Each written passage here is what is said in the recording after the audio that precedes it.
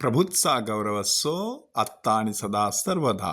आत्ता आणि सदा सर्वदा प्रभूचा गौरव असो. आज 1 जानेवारी. ख्रिस्त सभा आज देवमाता मरिया हिचा सोहळा साजरा करत आहे. देवमाता मरिया म्हटल्यानंतर पवित्र मरिया ही देवाची आई. पुष्कळ वेळेला आपल्याला असा प्रश्न पडतो की ज्या परमेश्वराने मानवाला निर्माण केलं त्या परमेश्वराची आई एक मानवच कशी काय असू शकते.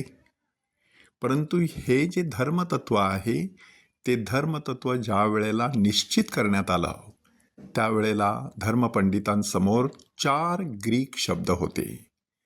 त्यातील पहिला ग्रीक शब्द आहे हॉटॉकॉस. हॉटॉकॉस म्हणजे वाहक.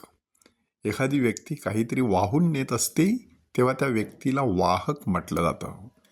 परंतु जेव्हा एखाद्या मातेच्या गर्भामध्ये बाळ असतं त्या बाळ ते वाहत असते त्यावेळेला इंग्लिशमध्ये आपण म्हणतो शी इज कॅरिंग, म्हणजे ती वाहत आहे, ती वाहक बनलेली आहे. त्या अर्थाने हॉटॉकॉस हा शब्द निश्चित करण्यात आलेला आहे. दुसरा शब्द होता अँथ्रोपोटॉकॉस. अँथ्रोपॉस म्हणजे मानव आणि अँथ्रोपोटॉकॉस म्हणजे मानवाला वाहून नेणारी, म्हणजे मानवाची आई. म्हणजे पवित्र मरिया ही येशू ख्रिस्त नावाच्या मानवाची आई होती अशा प्रकारचं वक्तव्य त्यातून सूचित होत असतं. म्हणून हा शब्दसुद्धा धर्मपंडितांनी स्वीकारला नाही.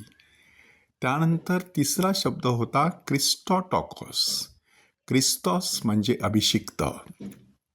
अभिषिक्त अशा ख्रिस्ताची आई असा शब्द पवित्र मरियेसाठी वापरला गेला. परंतु क्रिस्टॉस किंवा अभिषिक्त म्हटल्यानंतर याजक, राजा, संदेष्टा हे सगळेजण अभिषिक्त असायचे. त्यांच्यावरती परमेश्वराचा पवित्र आत्मा असायचा. येशूने सुद्धा स्वतःविषयी तसंच म्हटलं की परमेश्वराचा आत्मा माझ्यावर आला आहे आणि दिनास शुभवार्ता देण्यासाठी त्याने मला अभिषेक केला आहे.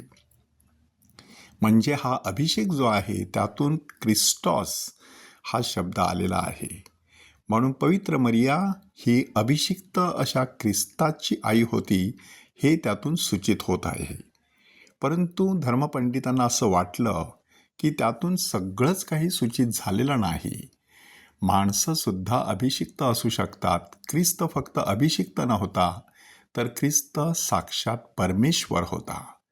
परमेश्वरासाठी वापरला जाणारा ग्रीक शब्द आहे थेओस आणि त्यावरून थिओटॉकॉस म्हणजे देवाला वाहून नेणारी, म्हणजे देवाची आई असा अर्थ त्यामधून सूचित होतो.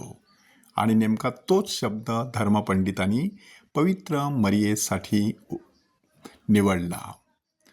431 साली एफेसस म्हणजे आताचं तुर्कस्थान, ज्या ठिकाणी संत योहानाने पवित्र मरियेला आपल्या घरी ठेवून घेतलेलं होतं, ह्या ठिकाणीच ती परिषद भरलेली होती आणि त्या परिषदेमध्ये हा शब्द शेवटी संमत करण्यात आला.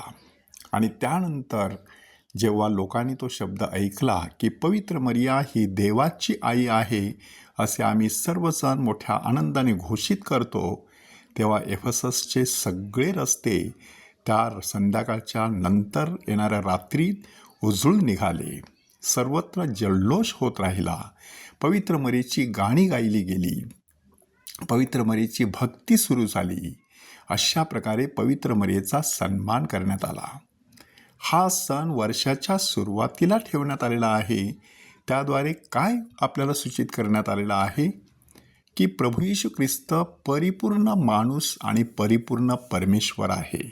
खरा देव आणि खरा मनुष्य असा शब्द त्याच्यासाठी वापरला जातो. अशा ह्या प्रभू येशू ख्रिस्ताची आई पवित्र मरिया तो केवळ मानव म्हणून नव्हे तर देव म्हणून सुद्धा तिने जन्माला घातला. अशा प्रभू येशू ख्रिस्ताची आई पवित्र मरिया हिचा आदर्श अगदी वर्षाच्या प्रारंभीच आपल्यासमोर ठेवण्यात आलेला आहे.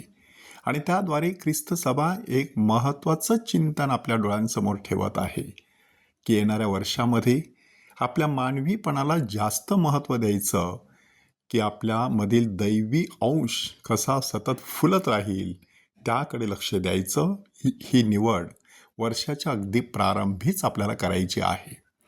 आपण ह्या मिस्सानंतर लोकांना सांगणार आहोत हॅप्पी न्यू इयर. 3 शब्द व्यवस्थित बघून घेऊया.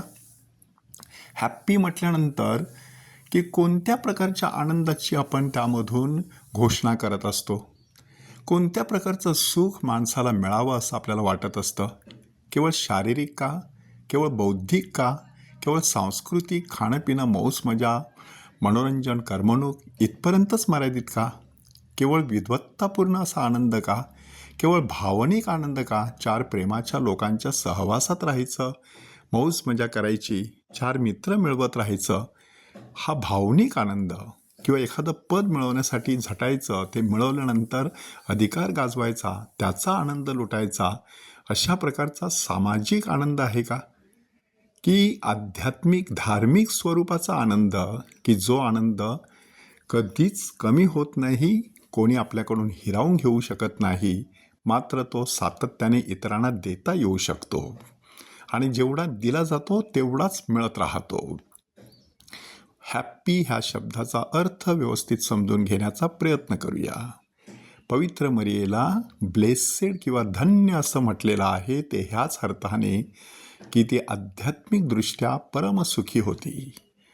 न्यू इयर असं आपण बोलणार आहोत. न्यू म्हटल्यानंतर कॅलेंडर बदलणार आहे, आपल्या टेबलवरील डायरी बदलणार आहे.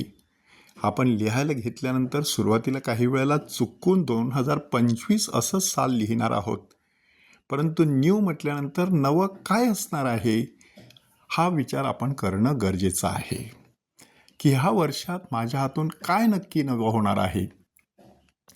ती कृपा परमेश्वराकडे मागूया. आणि शेवटी इयर म्हटल्यानंतर वर्ष 365 दिवस आपल्या हातात देण्यात आलेले आहेत.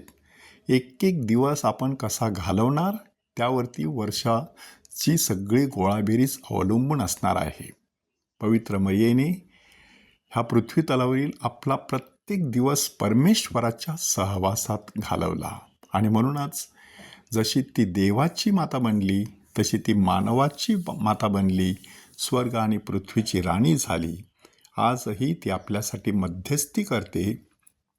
तिला आपण सांगूया, देव माते मारिया माते आमुची तू कैवारी नियाई आमुची तू कैवारी.